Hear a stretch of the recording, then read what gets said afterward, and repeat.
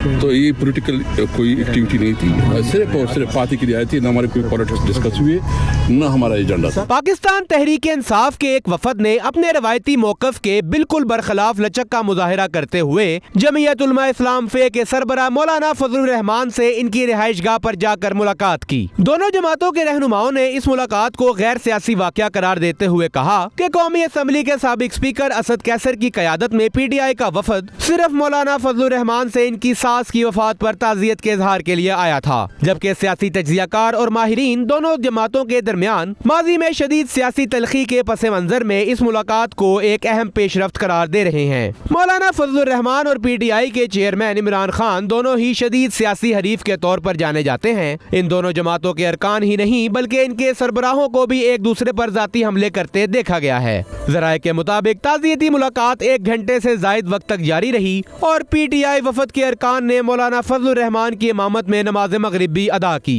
PTI के वफद में असद कैसर के अलावा इमरान खान की काबीना के साबिक वज़ीर आला मोहम्मद खान, साबिक MNA जुनैद अकबर और साबिक सेनेटर बैरिस्टर मोहम्मद अली सैफ भी शामिल थे। बैरिस्टर सैफ ने बताया कि इस आमद का कोई सियासी मकसद नहीं था, बल्कि सिर्फ मौलाना फजलुर रहमान की सास के इंतकाल पर इनकी ताज़ियत करना वाहिद मकसद था। ताहम उन्होंने मजीद कहा कि जब भी सियासतदान मिलते हैं वो सियासी सूरत हाल पर तबादला ख्याल करते हैं, ये बताते हुए कि दोनों जमातों के दरमियान पहला रसी राब्ता है।